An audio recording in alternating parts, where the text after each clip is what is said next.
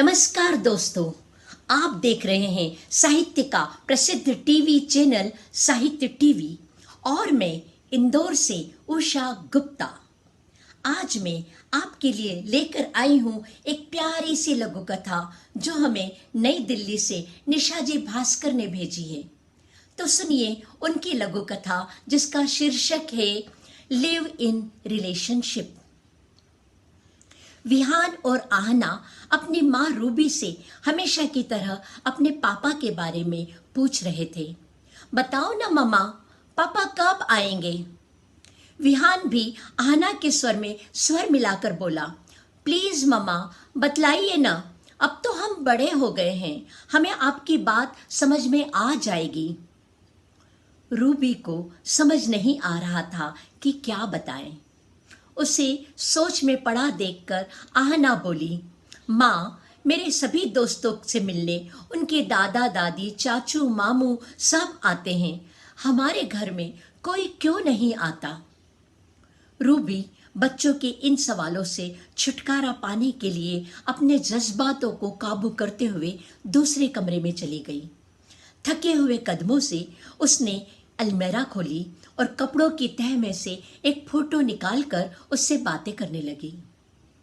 Rohan, live in relationship में रहने के लिए तुमने मुझे अपने प्यार का वास्ता दिया, साथ जीने मरने की कस्में खाई, जन्म जन्मांतर तक साथ निभाने का वादा भी किया।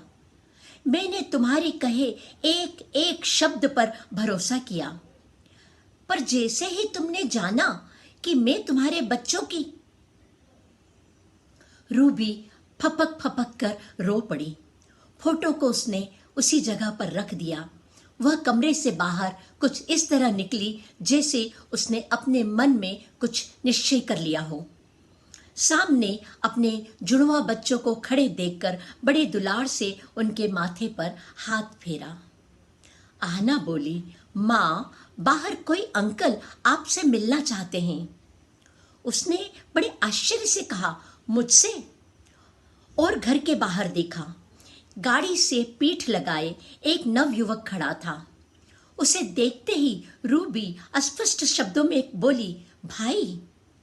दोनों मिलकर फपक फपक कर रो पड़े।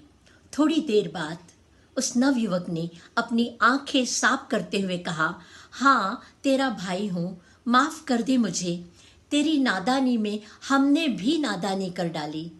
जब तुम्हें हम सब के सहारे की जरूरत थी तब हमने तुम्हें बेसहारा छोड़ दिया, पर माँ पापा के कार दुर्घटना में चले जाने के बाद मुझे अकेलेपन का दर्द समझ में आया।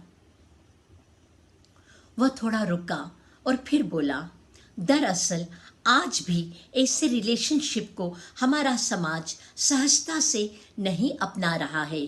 यह हम भारतीयों के लिए नहीं है। धन्यवाद। निशा जी की यह लघु कथा हमारे सामने बहुत सारे प्रश्न खड़े करती है।